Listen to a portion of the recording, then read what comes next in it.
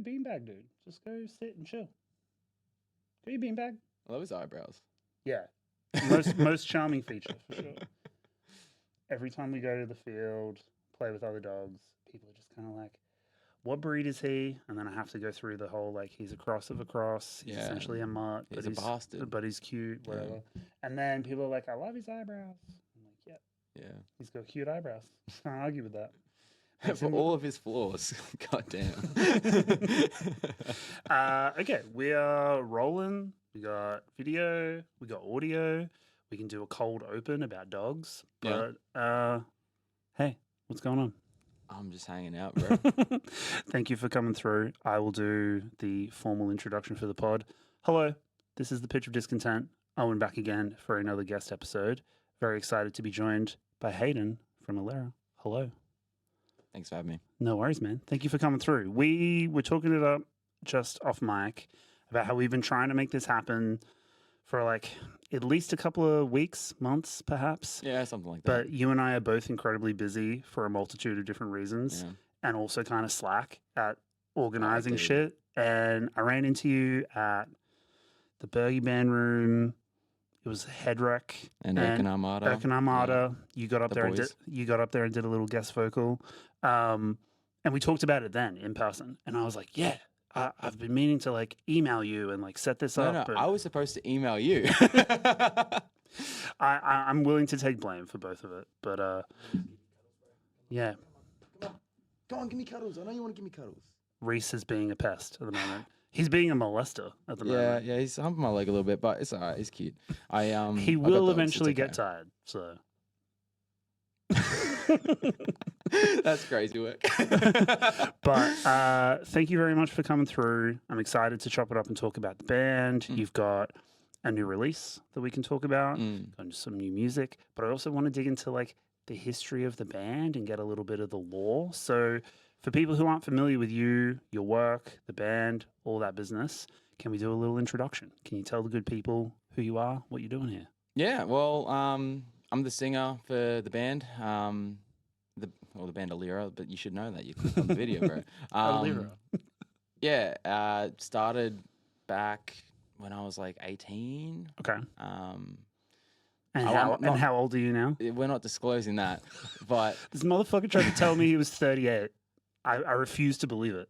Well, it's because I was overshooting. It's 37 and a half, but like for the dating profiles and stuff, you know. Yeah, okay. I want them to think I'm mature. No, No, so yeah, band started back like way early on, and I don't know, man. It's just it's the stuff that I like. There's no bands that make music that I like in this country. I say that very loosely, but it's just like very much harkening back to an era of 2000s post-hardcore where it wasn't quite crabcore. But it wasn't Fugazi. It was somewhere in the middle. Yeah. On a spectrum of like bands that you could be in, there's Fugazi, there's Attack, somewhere on that spectrum. Yeah. Before the production got crazy good, but like after it sounded crazy bad. Like there was a sweet spot, and there's like a handful of bands that I'm like, that's the sound. But that's what it is. That's what it is, man. So now that I've got a chance to get you on mic and on record and potentially embarrass yourself. Yeah. Are you in a screamo band or are you in a post-hardcore band? You got to definitively say it. It's a post-hardcore band. Okay. Yeah. I claim screamo as a bit. Yeah. Because it's hilarious, and if you get upset about it, perfect. But yeah, it's a post-hardcore band. Okay.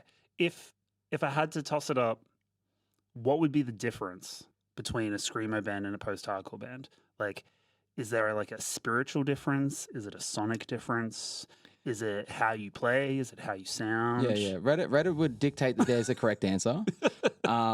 There's probably a thread. Future me will find someone on Reddit saying what it is. I'm going to start the thread after this. It's all going to go down. But a screamo band is art front, like art forward, like in the most personal way possible. There's not an appeal to songwriting or sensibility. It's purely catharsis.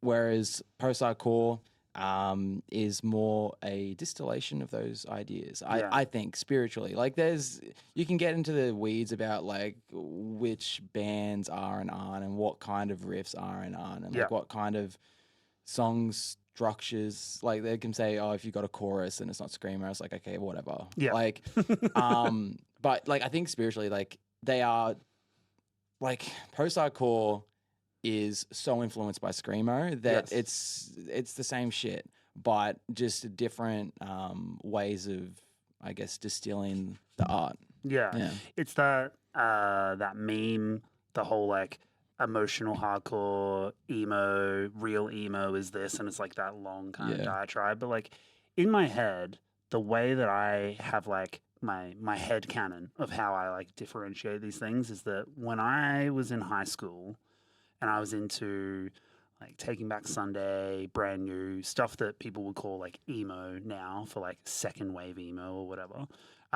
To me, like I just, ooh, nice. Sorry. No, that's good. Like I didn't know that was emo at the time. I just liked those bands. Yeah. And then I got into stuff like Funeral for a Friend and started getting more into your like post-hardcore, screamo-ish kind of areas. But like now 37-year-old me who's like listened to way too much music and can talk at length about different genres would tell you that like screamo to me has like more in common with like scrams and that kind of like rough, raw, cathartic, very visceral kind of screamo, and the more polished, melodic stuff, the Alera stuff, is post-hardcore. And what people would commonly kind of understand as post-hardcore. And the reason I think that's important is because when I was in high school, a lot of the footy jock dickheads would be like, "Oh, you listening to screamo bands? That's gay as." So like in my head, it's like you can't claim screamo unless you're like doing proper screamo, which is like so abrasive that those guys are like, ugh. But if you're doing stuff that's like catchy, then you got to be like, well, that's not screamo, it's post-hardcore. So like you can't call us lame for doing that. So like it's a stupid way to think about it, but that is literally how my headcanon works. Screamo is way lamer than post-hardcore, but that's what makes it so sick. Because like I think about like all the ways that post-hardcore music is wimpy, which I love. It's like the antithesis to toxic masculinity, I think. Absolutely. Which is like where sass and all that comes in. It's skinny Twinkie boys, you know, being sad about stuff. Yeah, like straightening their hair, and it's not masculine at all. Yeah, I mean, to be fair, there's plenty of like misogynistic like idiots that came from that because they co-opted it because they're like, oh, this is an opportunity. But like the ethos, the part of it that I think is cool is like, it's like a rejection of that. But the screamo stuff is like doubly. It's because it's even less vain. I mean, some of the screamo stuff is like just borderline like suicide note type stuff. It has more lyrically in line with like Norwegian black metal and Scandinavian black metal for being just like so like anti-joy. But anyway, we rock with both. We can have both. 100%. Beware the suicide! I consider the one that only takes you first time. I'm thinking you know my love rust. It goes worse. Beware the suicide! I close the door on the one that only takes you first time. Let's talk about the origins of the band, because I was talking to you about this at the Head Wreck show. I was getting emails about stuff that you guys were doing in like 2021. Yeah. And I had like a vague kind of awareness. I wasn't living in Melbourne at the time, so like I wasn't too plugged into like what the local stuff was down here. Well, it's pros a screamo, so it's very under the radar. But I know that you've been kicking around for a while, but I think it only really hit my radar and I only really met you and kind of like talked to you in the last like year or so. Yeah. So like catch me up to speed. Like what happened in the last like 5 years for Alera? Yeah, cool. So this band's really weird in the way that it kind of happened. Okay. It started off with like me and some friends from high school. Mm-hmm. Mostly just me bullying people that didn't want to be in a band into being in a band because I wanted to be in a band. We're going to get into more of that in a little bit when it comes to the most recent release, but please go on. And yeah, I had these aspirations of doing a post-hardcore band, and were you always going to sing, or do you play another instrument, or? I play I play the other instruments incredibly terribly. Excellent. But an all rounder at being terrible. Yeah, to be honest, when it all started, like everything was bad, and including the singing. It's marginally better these days, but so humble. Yeah. No, it's a work in progress. No, the early stuff, mostly a collaboration between myself and a dude who I met on a forum called Melband. If any real ones remember Melband. Is that still rocking, or do I need the Wayback Machine to find Melband? So I looked this up recently. Okay. Because being old and disconnected, I'm like, where do Asterix on old. Asterix. Yeah. No, I'm 11 actually. Yeah, but like looking for a new drummer right now. Just on the DL, if you drum good and you want to be in a post-hardcore band, hit my DMs. And if you're a screamo drummer, get out. Get out of here. Yeah, no, I don't want any pros of screamo drummers. I want real post-hardcore drummers. So you're on Melband looking for members? Yeah, Melband looking for members. And I met with this guy called Jack, and we started writing some songs together. Mm-hmm. And then he kind of dipped from the project. But we still kept in touch, and he was cool with us, like using the stuff that we worked on together. Sure. And then many years of people coming and going kind of happened. One of my best mates, Mark, pardon me, shouldn't have drank the Lando Norris. That's okay. Yeah, one of my best mates, Mark, he got his sister-in-law involved to play bass guitar at one stage. Okay. The singer from Two Octavia was going to be in my band. Okay. Yeah, I don't fucking like that guy anymore. Okay. But that's going on the record. Shout out to him. Yeah, no, I got beef. I got beef with people in the scene. I'm making a list, and we're publishing it tonight. Okay, let's do it. No, but yeah, so he was in the band. There was a second singer on the first EP. He was also into Octavia, and that was like a thing. And were you doing like the dual vocal thing? Were you guys splitting it like clean and like heavy, or were you both doing both? Or? So originally it was just me, and then Matt was supposed to play bass. Right. And then he's like, "Oh, I kind of want to do vocals though." And then I was just like, all right, you can do all the screaming because that's hard. Okay. And then, yeah, that kind of became a thing. It was mostly just going to be like a me singing thing, but then there was stuff that I could do that he couldn't do, and I was like, okay, I'm going to do some screaming too. Okay.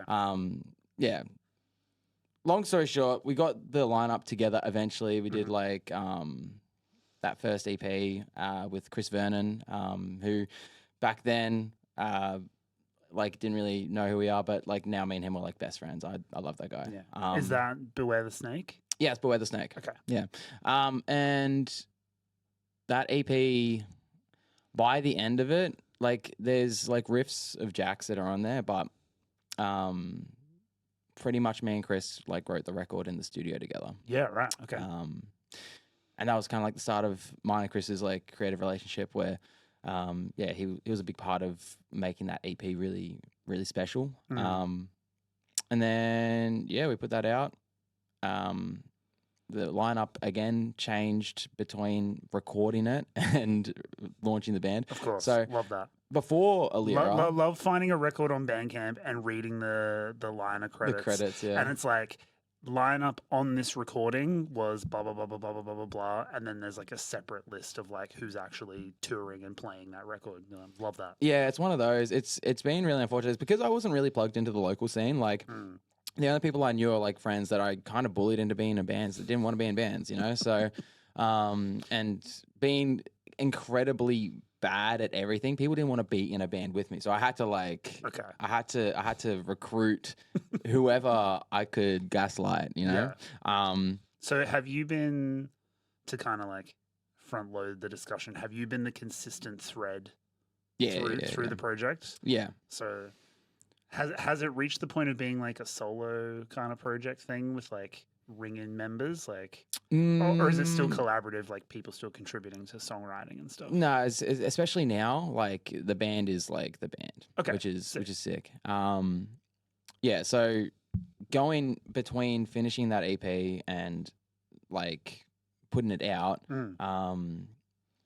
before we put it out, I was in a band called Subside. We put out one song. And then I showed Corey, who played guitar and like wrote all the songs. I showed him like the Alera EP. I was like, "Hey man, like check this thing out." And he's like, "Oh, we're not doing this band anymore, and I'm joining your band." And I'm like, "Cool, sick," because I need someone to play guitar. So he joined. My mate Tony, you know Tony? I'm not sure. Okay, you're gonna meet Tony. He's the best guy ever. Shout out to Tony. Yeah, shout out to Tony. He, I met him at Unify 20. What was the second one? Was it 2018?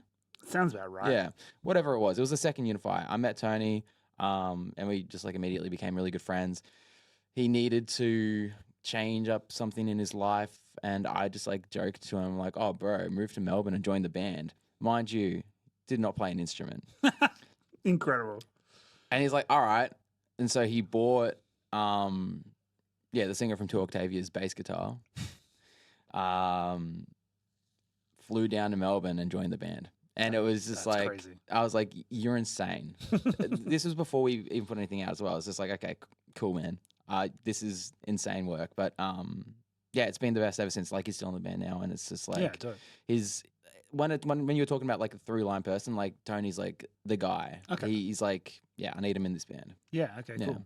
But yeah, Tony joined the band, and we didn't have a drummer when we started, and then a mate who was in another band like joined shortly after we dropped the EP. So essentially, the entire lineup besides myself and the other guitarist Mark were like the only ones left from when we recorded it.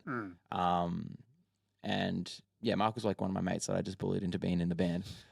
This is becoming a very like persistent theme, and I'm getting the sense that like you're either like incredibly persuasive and like able to like seduce people into like working with you, but then like I don't know, through whatever process, like people just need to dip, so then you need to like recruit more people and just like keep expanding the roster until you get to the current form of a solid kind of lineup. Yeah, no, I think it just came down to like me not having a lot of musician people in my life, because like I did music stuff through school and all that, but I wasn't really like in the scene. I went to like all ages shows and stuff like that. Like one of my early formative like scene kid moments was like the Pushover Festival that was at, they did one at Sydney Myer Music Bowl, and they did one at the Abbotsford Convent with Parkway Drive. That was like, right. I think I remember that one.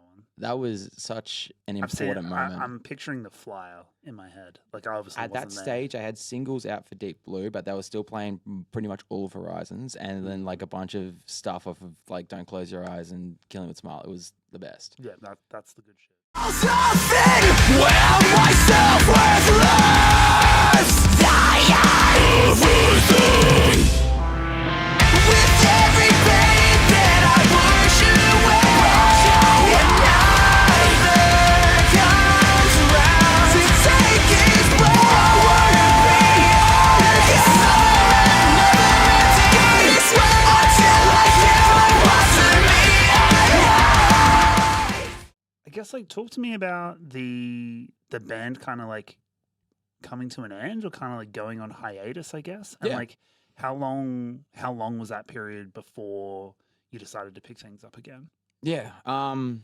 So yeah, the band kind of hit this impasse where Corey had joined Bellhaven. And at that time he wanted to be the main songwriter. So Corey was the main songwriter for Never Meant to Go This Way and the 2-track We Will Never Know and Why Flowers Grow Through Cracks in the Pavement. Screamo ass title right there, but it's such a bad idea. The song's so good. I reckon no one's listened to it just on account of the fact that you can't search for it. But I love it when it comes up on streaming and it's got the little like ...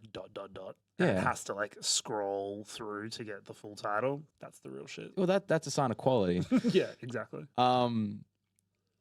But But yeah, so we finished up those, and Corey was like the main songwriter, but he just was having a hard time, I guess internally, like figuring out what he wanted to do as part of the band. Me and him would like clash heads a lot creatively, because I've got like a really strong vision of like what I want the band to be, but he had one as well, and because he wanted to be the main songwriter, caused a lot of conflicts between us. At the end of the day, like he made a choice to leave the band and go on and do the Bellhaven thing, which is like I don't blame him. Like things were pretty rough between us. It wasn't like mean spirited or anything. It was just like hard to make it work. Yeah. And so we had to walk away, and that was like I had an option. I was like, we could just find someone to like, you know, take his spot and keep on playing shows and stuff, but we had no songs in the tank really. And I didn't want to keep limping along because like for what purpose, you know, to fulfill like some kind of ego of like I need to be the guy in the band. It's like, no, I respect the work that we made together enough to let it just let it go and let it be what it is. And so as we were gearing up for that last tour, which was a co-headline between us and Headwreck, as we were gearing up for it, we kind of like made the decision Corey made the decision that he was going to leave, and I was like, all right, well, this will be the last tour for the band. And so we did the run, got to the end. And in that gestational period between like having that decision and playing the shows, I was just like thinking about like, you know, what the band was to me. And by the time we played that last show, I kind of changed my mind and was like, shit.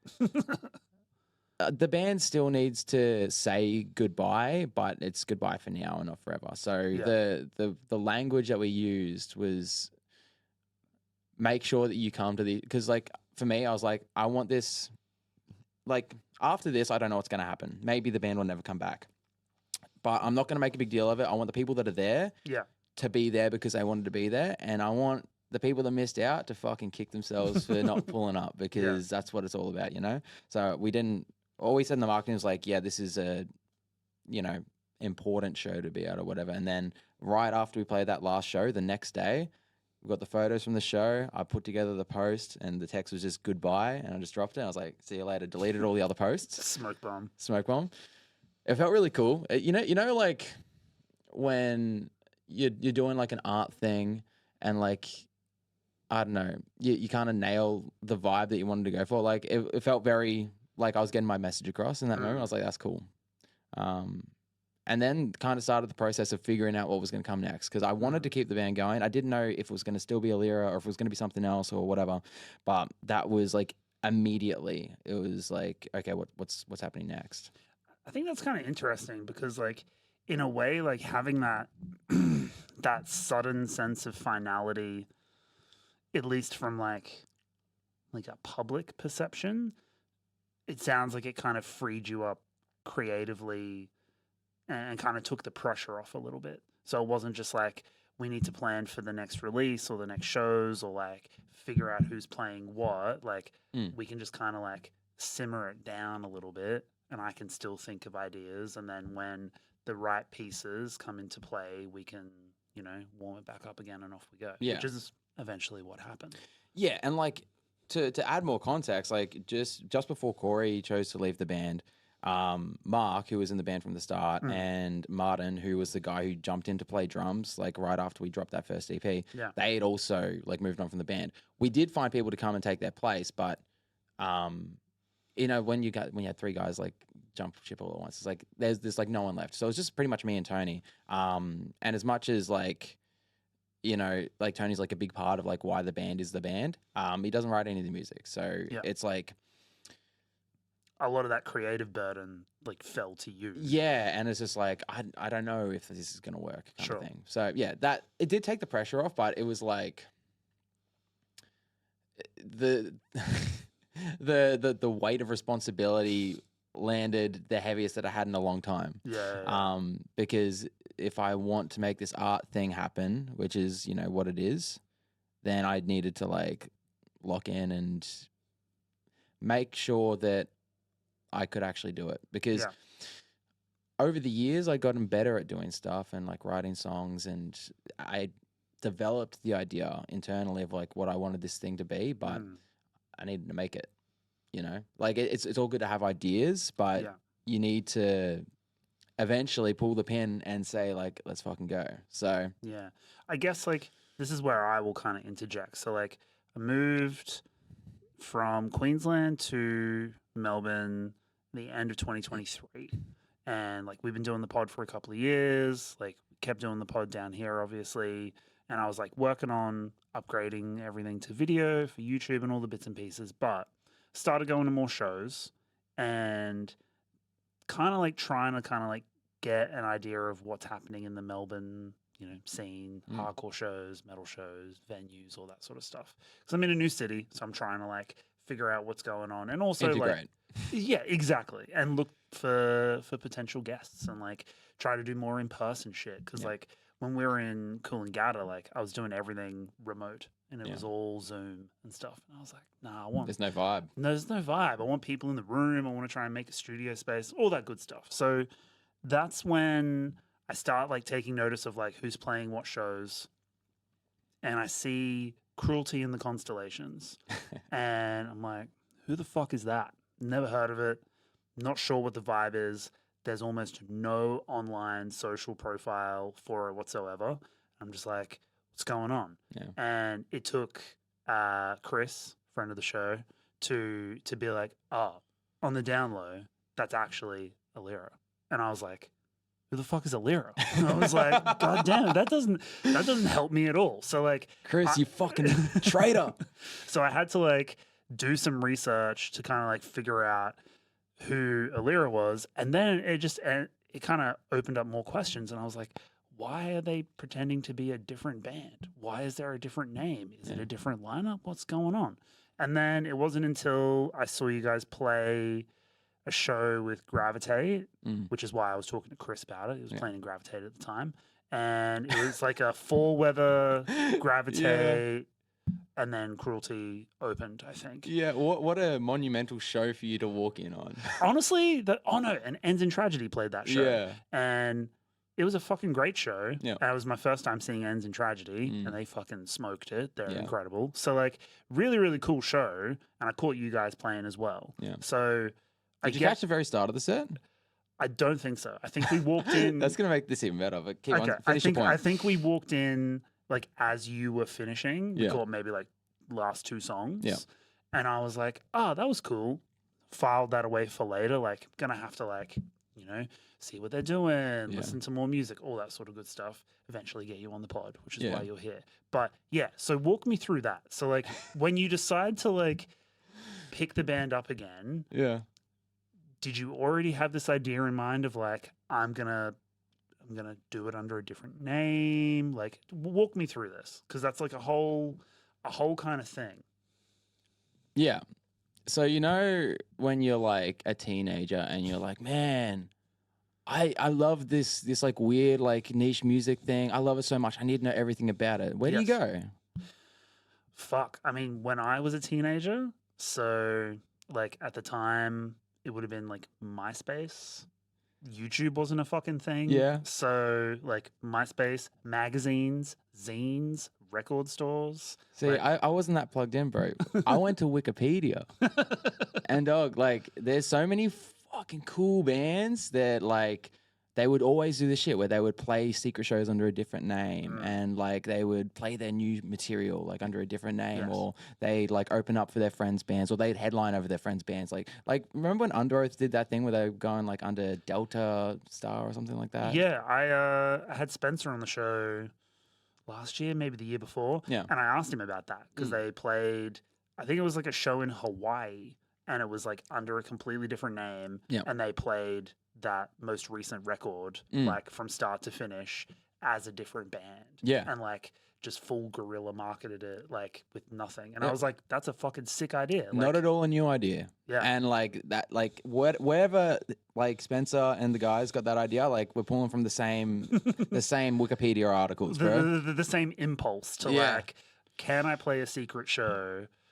Well, I mean, as- like the band constantly has had this moniker of keep it a secret. It's been, I don't want to get like too deep in the weeds about it, but like there is. I had this filed away as a question, so please. Yeah, there is like a underlying narrative to everything that the band does and everything that the band is, not necessarily connected to the music, but they're.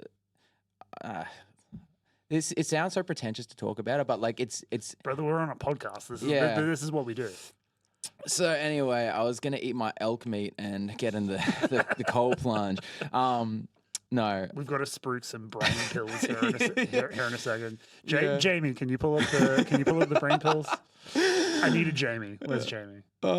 Yeah, but no, the band has like other stuff going on, and the keep it a secret thing. It's like doing that. It felt like perfect. So yeah, that's why I want to do it. So it's performance art, really. You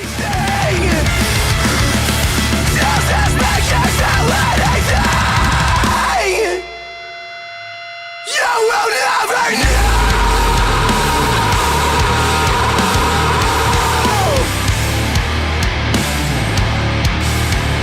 You will never know.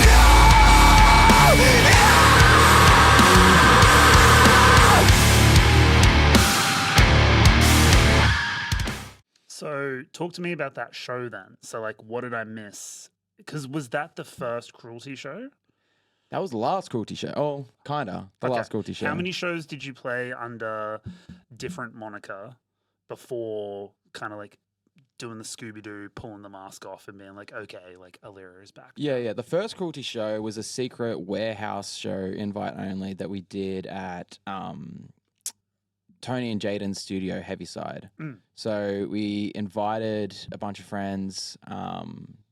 Not me, obviously. Yeah, no, because dude, you're a poser. Like, Two of my screamo bullshit. No, we didn't know each other then, but no, we didn't. That's okay. Yeah, Fall Weather played and Perfect Blue played. So Perfect Blue is Liam, who plays lead guitar in my band's other band. Okay. And with some friends, we like used to work together at JB Hi-Fi and stuff. Yeah, that new track, Speeding, I think. Yeah. It's fucking great. Dude, they're the best. Shout out Perfect Blue. Yeah, awesome band.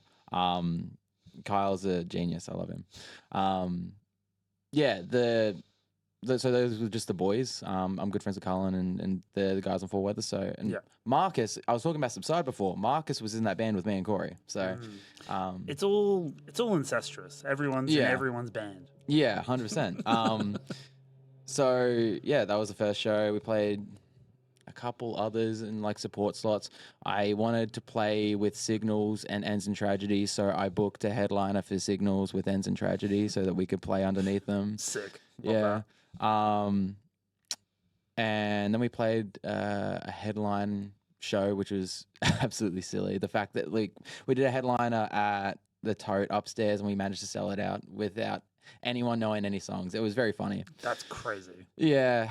Which is funny because we can't do that now. Like ticket sales for this tour, like buy a ticket, bro. But like it ain't like I don't get it.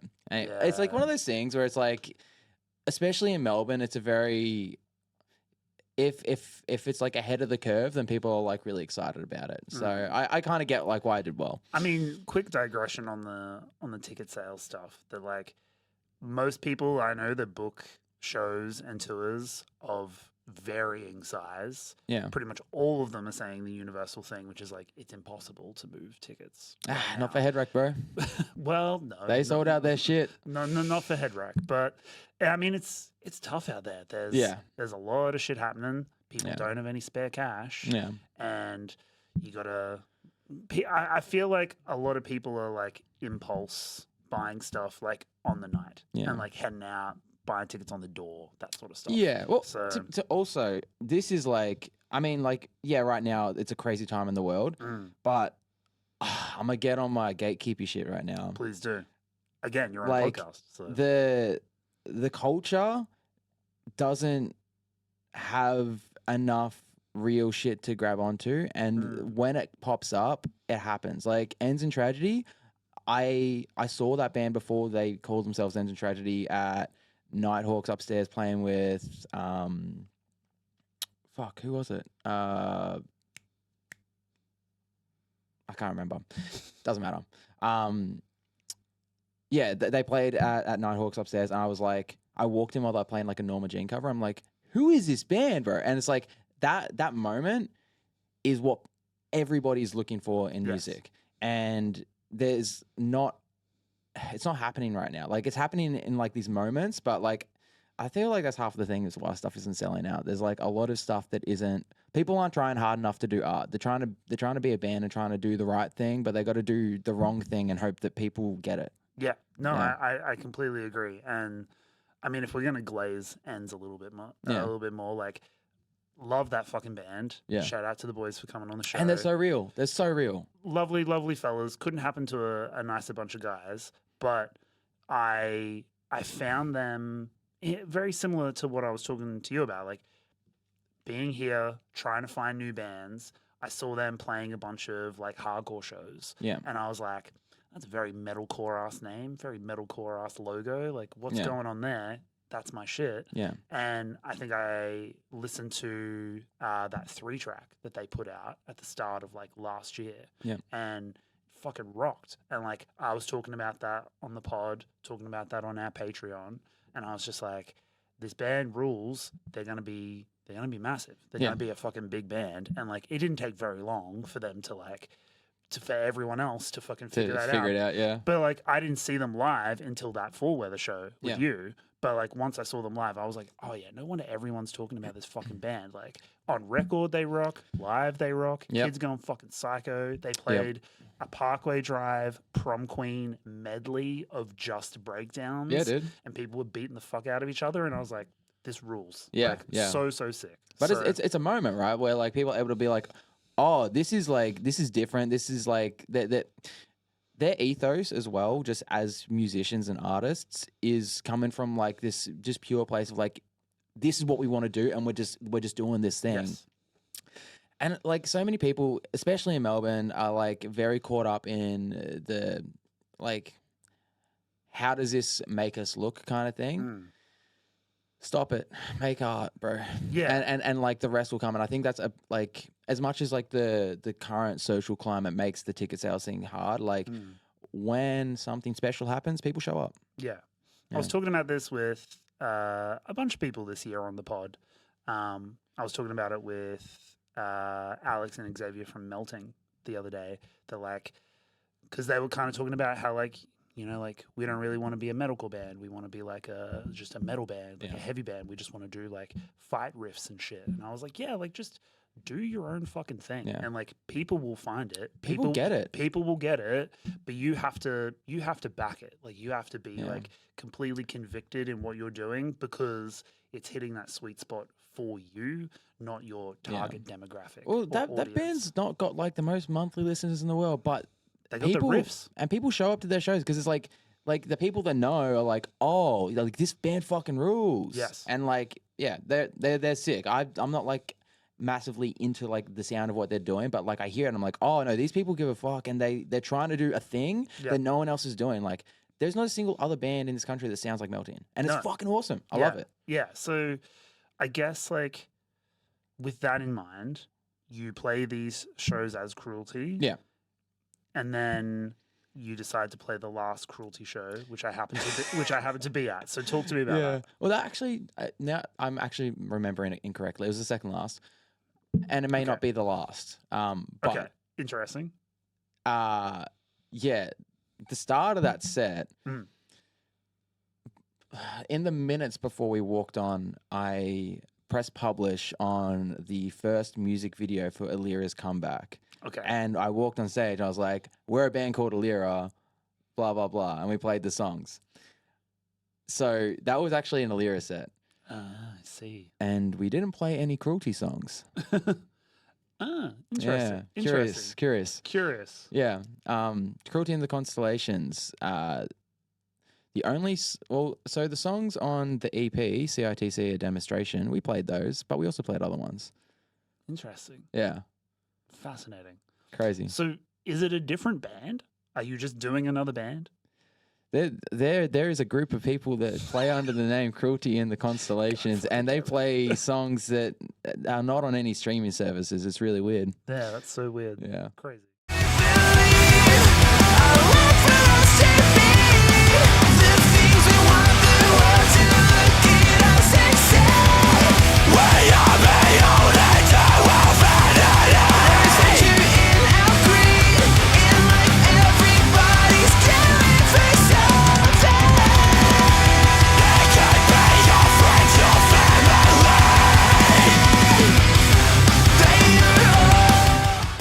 Talk to me about the EP then, the demonstration. So like we've been talking about the creative hurdles, member lineup shuffles. Yeah. When you decide to kick things off again, do you hit up all the guys in the group chat and you're like, it's happening? Or are you getting a different crew together? Like how does it come together? How do you get that material out? All right, so the no brainer was me and Tony, obviously. Once we kind of like made that decision to like end the band and then keep on going, throughout those internal monologues, I was bouncing off Tony, and Tony was just like, whatever you're doing, I'm doing, which was like a really big confidence boost. Tony sounds like a real one. Oh, Shout out to Tony. It's funny. Everybody that works with Tony is like, this is the best guy ever. It's like, you motherfuckers been sleeping on this guy. You've been sleeping on Tony. I've been spruiking the gospel of Tony for years now. And the book of Tony. The book of Tony. He's the most genuinely like amazing dude like I've had the pleasure of meeting. In terms of just like he has so much time for everybody. He's the best dude. Anyway, enough glaze of my bandmate. Yeah. So what was I saying? Yeah. So Tony was in. The guy who we got to play guitar for the tour, I wanted him to join the band full time anyway. Liam, we're like mates from for working at JB Hi-Fi, and I was like, he was talking to me like, oh, if you ever need someone to play guitar for you, and I knew he shredded because he's like a tech death kid, like. Yeah, nice. He can play some post-hardcore. Yeah, and like all the stuff that he's into is super weird, and I'm like, perfect. Your brain is just damaged enough. I've talked about this on the pod before, but like every band needs like that one guy who's into like kind of the weird shit.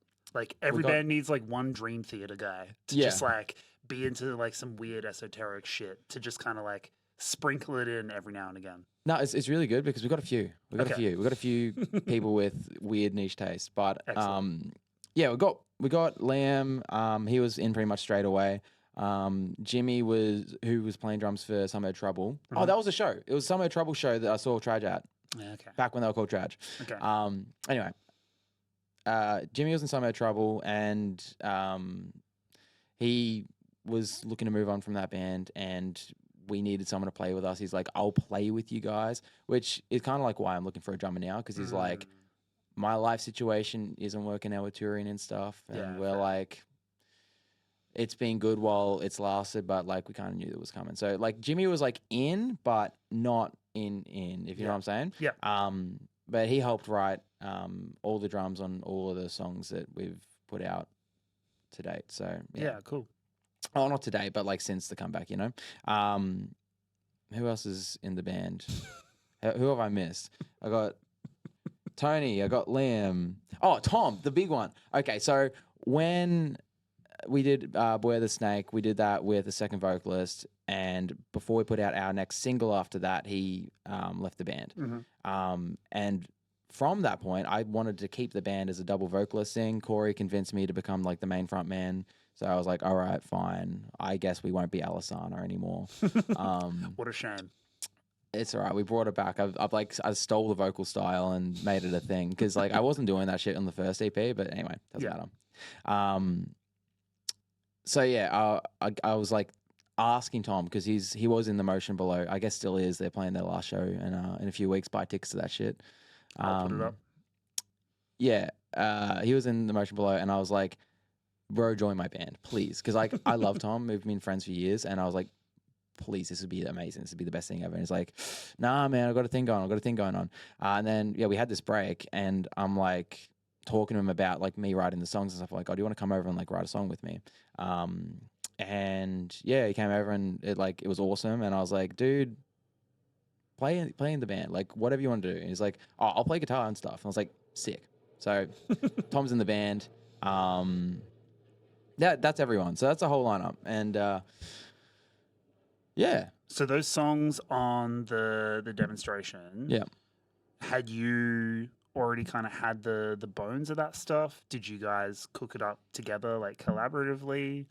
Yeah, there's some collaborative stuff, but I did the majority of it myself. It Okay. was kind of opportune that the way things panned out. I got made redundant from a job and got a big payout, so I was able to take like a month off, and Nice. I wrote a lot of music. Yeah, cool. It's kind of like a little studio holiday to kind Yeah. of get things together. No, it was awesome. It was like one of the most fulfilling creative times of my life because every day I would just like, I would set my alarm like I was getting up for work, and I would just like get up and like work on songs from dawn till dusk. And it was like, it was sick. And so that's kind of like how we got all the EP songs from that exercise. Yeah, cool. Nothing that was on that was put together before. Except for Held Captive by an Apparition. That one. So there's a clip, and Brody Pole, shout out Brody. He's gonna love this. We played that song at on our first tour, which was also with Headwreck. And there's a clip of it on YouTube that Chris got. Nice. It's all coming full circle now. Friend of the show. And I really love that song, but Corey was like, no, this isn't good enough. This doesn't meet my expectations, whatever. And then I hit him up after like I started writing the record, and I was like, I've got the lyrics from that song that I really want to use, and I kind of have like a reinterpretation of the song I want to do. So I hit him up and I was like, hey man, can I like work on this song? He's like, yeah, go for it. Just like give me some like songwriter credits. I'm like, fucking let's go. So that song had some bones, but like that song is completely pulled apart and put back together Yeah, again. just like reworked. The only thing that's the same is like the key of the song. Everything else is, and like the lyrics and melody that I wrote, like everything else is like new. Yeah, cool. But yeah. So like to kind of return to my own experience. So like I saw what was an Alera set as Cruelty or whatever, and then you guys released the demonstration like shortly after that show. I feel like it was like maybe that same month or towards the end of last year. It was a little bit after that. So we put out that first single, and then it was about 4 months to the EP to kind of pull back the curtain. We've been like trying to like shop around with like labels and stuff, but no one wanted to take anything. So I just went, we're going to do this. Just drop the shit. Yeah. So we just, you can wait around forever trying to do the music industry thing, but I just want to put out songs and play them, you know? Yeah. And I mean, the climate is the way it is that you can do that. Like you can just, you know, put it on DSPs and kind of like put your clips together and we're lucky enough to have like a core fan base of people that care about the stuff. So like it wasn't like shouting into the void. Like there was people that wanted it. So it like it felt good to put that out. And yeah, the whole process of putting that out was a bit of a struggle because I don't know that I had ideas about how I wanted to do it and didn't really hit the mark with the way that I wanted to roll it out. But yeah. If you had the opportunity to do it differently, what would you change? What was kind of lacking or what was missing? So apart from like say a label's a label cosign or whatever. Yeah, I mean that doesn't really make a difference to the art. It's just helpful for other shit. Yeah, exactly. Yeah. It's like a prestige marker more than anything. Yeah, and it kind of opens doors for stuff to happen. But the main thing that I really kind of felt disappointed by with the first EP, we had like the way that we launched the band and everything. There was a whole like. It sounds really cringe to say because I think of it like performance art, but the way that people understand it is like a viral marketing campaign. Sure.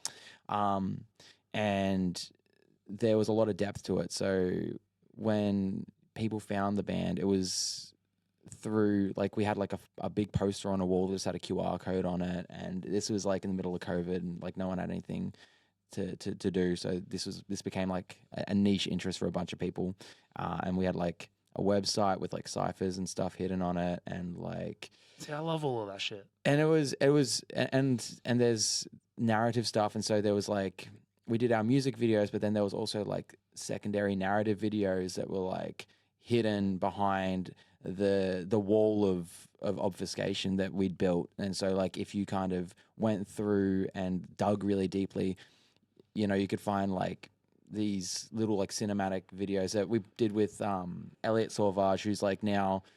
It's crazy how popular he is. He's like this massive like filmmaker type guy now, and like I find it really funny that like his work is so prestigious. He's got like awards and stuff now, and it's like he did my screamo bands, little I don't know, ARG narrative story thing. That's so sick. Yeah, and there was a lot of depth there, and we did some stuff. We had like this like website that you could like go to, and it had like a phone game which had a bunch of secret like Easter egg kind of things like hidden in there. Yeah. But it wasn't to the same scale as the first EP, and it came down to like time and resources, like just money, and I didn't have the time to pour into it like I did with the first one, just because we spent all this time trying to do like the music business thing and it didn't pan out. And I was like, well, we better release this thing, but I don't want to wait like another 6 months to prepare. I want to do this now. So anyway, that's my regret. I didn't get to do the cool performance art stuff with the release that I wanted to do.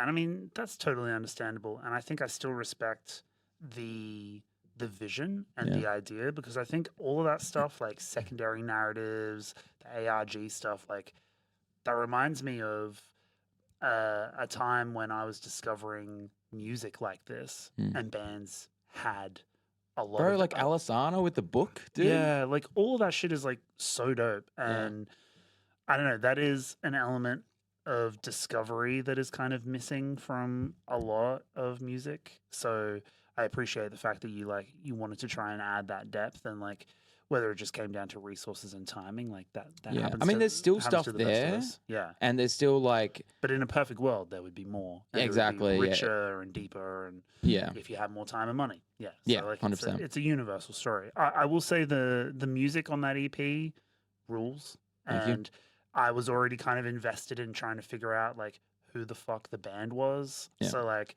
I already had like that niggling kind of curiosity. And then once I heard the music, I was like, yeah, this band fucking rules. Like, thanks, man. It's the type of shit that I came up on, and it's the type of, screamo, post-hardcore, fucking whatever music you want to call it, like shit that I really, really enjoy. And there's not a lot of bands in Australia playing that specific style of music. So I think that also kind of makes it sound a little bit fresher to my ears, because you're not hearing a lot of it. Yeah. So I guess kind of now that you're back, now that the band is happening, you've got a new release that we can talk about. Where do you see the band sitting in the 2026 touring kind of position, lineup, whatever you want to call it? Like, are you finding it difficult to find like-minded bands to play with, shows to book? Like, talk to me about that. So, like, there is not a post-hardcore scene in Australia. There's like a couple of bands that are kind of doing what we're doing, but they're doing it like, I think like a band like Full Weather, right? Yep. They're a post-hardcore band, 100%. But they just did that Seosin tour. Yeah. Huge for them. Amazing. Oh, bro, Cullen died and went to heaven. He's got like this massive Seosin beetle tattoo on his leg, dude. Like, fuck yeah, couldn't have happened to a better guy. Like that's so sick. Yeah. But they're doing like this shoegazy kind of like old rocky kind of vibe, which is like like they're doing their own thing. Which, like I said, like a band that's doing a thing and having a moment. Like they're one of those bands that are doing a thing that is like just completely left of whatever anyone else has got going on. I think in my head, if I had to think of like-minded kind of bands, like they are all predominantly like Melbourne bands. Full Weather is definitely up there. I'd say like Post Heaven is kind of like on a similar kind of vein. Like they don't sound like Alera, but I could see them spiritually kind playing of playing together, right? And then a more recent one would be like Nervous Light from from Queensland who you are touring with and playing Yes. shows with. So Yeah. like that obviously makes sense. Yeah. But it's only a handful. Like there's not a huge vibrant scene of those kind of bands at this point in time. Why do you think that is? Why is this style of music not the in vogue music? I blame Alpha Wolf. Shots fired. No, like Alpha Wolf are a great band. I don't Friends of the show. I don't Shout have a out. problem with what they're doing. What I have a problem with is the prevalence of metalcore, just like modern metalcore. That's like new metal influence. It's like it was cool for a bit, but man, where my whiny motherfuckers at? You know, Yes. where my girl just broke my heart type shit. You know? Yeah. That's I don't know why. Like I don't know why. All I know is that like it's not happening, but it is coming back. Like there's I Promise the World are kind of bringing back that like still metalcore-y, but like with that very like early 2000s kind of flavor. It's been slowly happening. I think like Static Dress. Oh yeah, Static Dress. Like they were doing it early on, which I'm about to just gatekeep that band. I was there before anyone else in Australia was because I followed Ollie for his photography before he started the band. He posted the logo and I'm like, oh, I'm going to like this band. And so I was an official day oneer and none of you guys can stand on my business like I do. I mean, I've been rocking with them for a very long time. Yeah. I think I featured the band in the newsletter before we turned it into a podcast in like 2021, maybe 2020. I'm not quite sure how old the project is, but I was talking about you in the DMs, or talking to you in the DMs rather, about how I saw them play in jealous. in Camden in 2022. Yeah.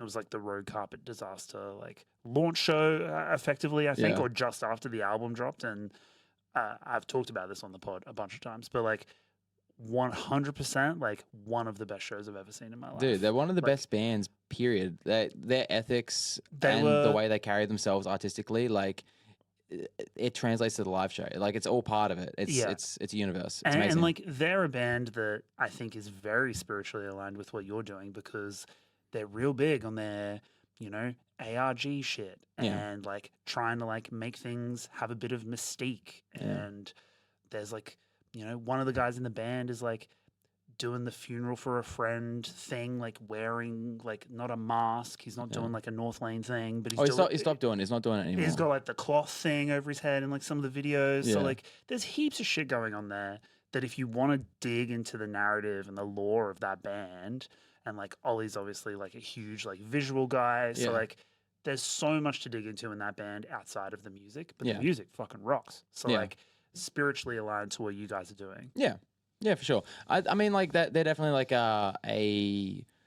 an inspiration. That like, I feel like some people have looked at what we've done as like a ripoff of what they were doing. It was just serendipitous that pretty much like Clean, the first song they put out, came out while we were tracking the final songs for Beware the Snake, and I already had like the ideas of like what we were going to do with it. It was just like, oh, cool. There's other people that like think this is cool. So it's been cool watching that. But yeah, I'm like, fuck, I wanted to do that. When they do some stuff, I'm like, fuck, I wanted to do that. Like, I mean, again, just time, money. yeah, time, money, opportunity, time, money, resources. Like, yeah, if you had Roadrunner money, if you had fucking Sumerian money, like you could probably do a hell of a lot more with the vision and the ideas that you've already got. So we're wishing for that. No, it's fine. Look, at the end of the day, they did some insane stuff, completely DIY, and yeah, so much respect for those guys. Like the first, I don't know, like 2 or 3 years of the band, they were independent or whatever, and they did some insanely cool stuff.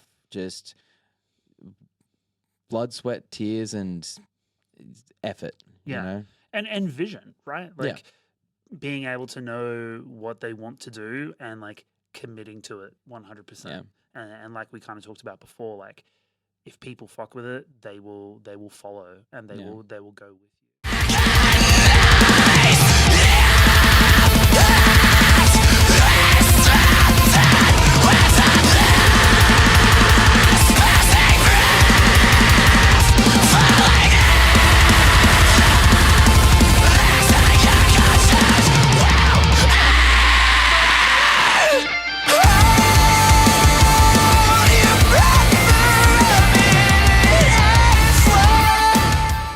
let's kind of wrap up the main chat here. We got to talk about the most recent release, but Yeah. I want to wrap things up so we can do the Patreon stuff because Yeah. then we can get into the real cutty shit. Yeah, But sick. so you do the EP at the end of last year. Yeah.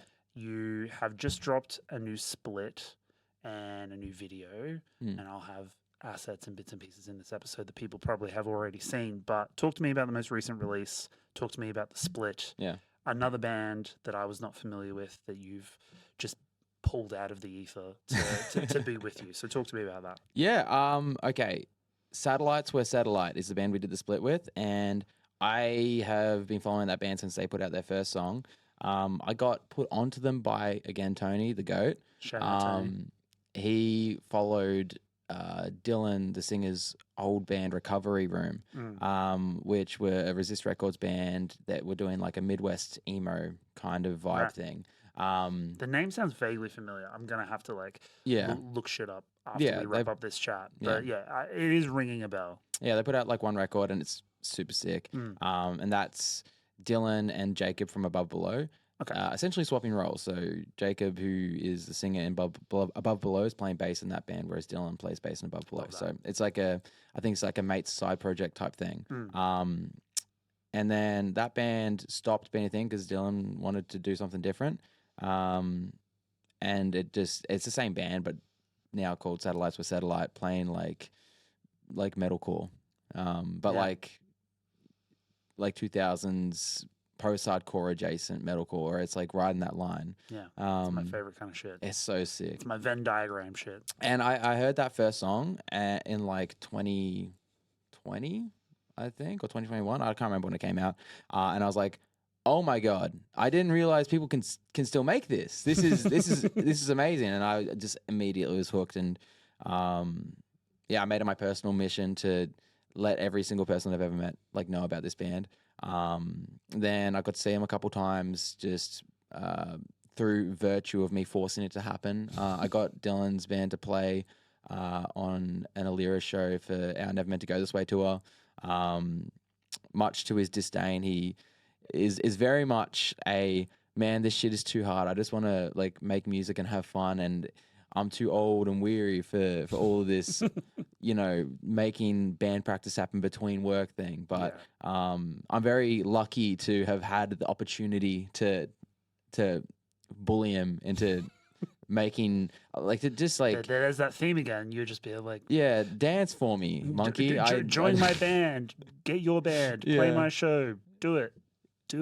Yeah. And then they went a while without releasing any music or playing any shows. And in private, Dylan's kind of like, I don't know if this is going to be a thing anymore. But he did hint to me that he was playing a show. He's like, oh, it might be the last one, but we are playing a show. I'm like, oh, when are you playing it? And he's like, oh, we're playing it around this time, yada, yada, in Sydney. And to cut a long story short, I weaseled my way onto the bill so that I could see them play. Real fanboy behavior. Yeah. Look, I love it. And so, we got on the show, and I had this idea in my head. We had these songs that I'd written, and I was like, I want to do a split with a band. I had a few bands in mind, but I was like, I wonder. And I was like, let's see if we can get a couple beers into him, get him feeling a little loose. I just dropped the question, just subtly. Like, oh man, you want to play a split? So they just walked off, finished their set. They were packing up.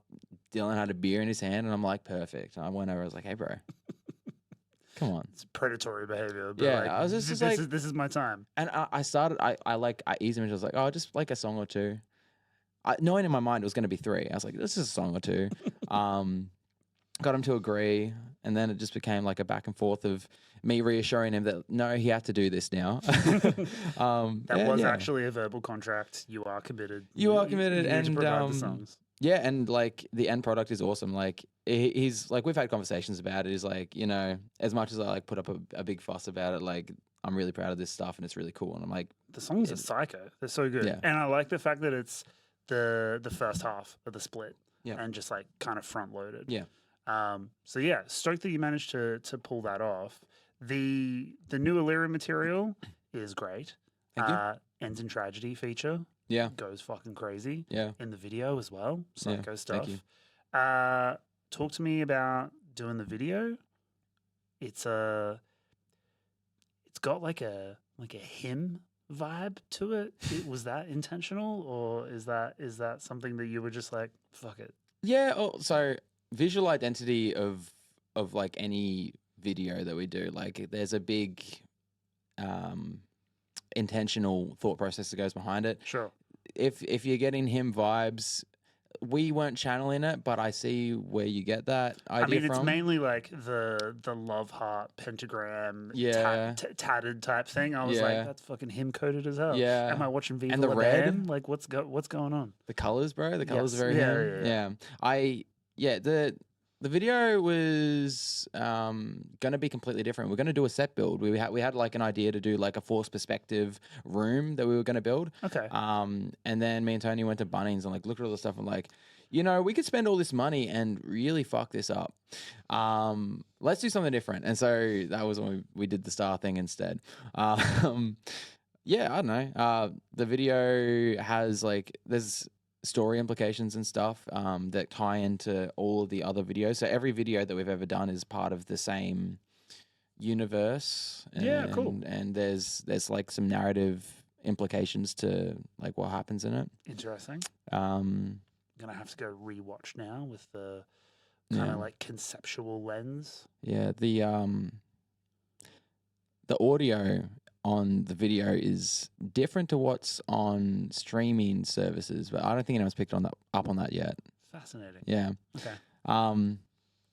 But yeah, the video is essentially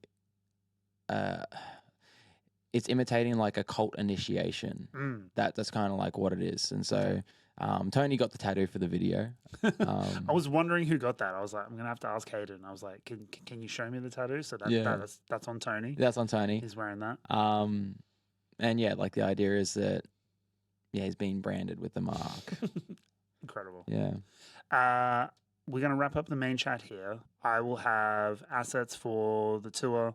I'm gonna try and get this out pretty much in the next like day or two. So that way we can promo the tour for you. Buy tickets. Go to the shows. Please. Screamo, post-hardcore. If you're into it. If you've made it this far into the episode, I assume you are. Yeah. Go to a show. To be fair, if anyone's watching this, they probably already bought a ticket or they live in like Wagga Wagga. Yeah. We also have a decent American audience. So they could just be not even in the country and not able to go to shows. So yeah, unfortunate. Go watch the videos and solve all the ARG riddle shit. Yeah. Do it. Or don't. Don't. It's just as fun for me both ways. Hayden, we're going to wrap up the main show here. Thank you very much for coming through. Thanks for having me. Going deep on the lore. And we're going to jump over to the Patreon. We're going to watch some music videos. It's going to be fun stuff. And thanks for coming on. Thanks, man. Cheers. Hello. Owen popping in to say, please sign up for the TPD Patreon. This is what helps us keep the lights on and keep the show going. The link is at the bottom of your screen right now, patreon.com/tpdpod. All of our patrons get exclusive access to Side B of our roundup episodes, so you get a few extra tracks, as well as our feature album discussion and the full show experience. Our patrons also get exclusive access to behind-the-scenes, off-the-cuff chit-chat from all of our guest episodes. But the patrons are the ones who make all of this happen. For as little as $5 a month, you can sign up to the TPD Patreon, and it really helps us out, really helps us keep the show going. So shout out to all of our patrons, shout out to our executive producer patrons, you're the real ones, and thank you so much for watching the show.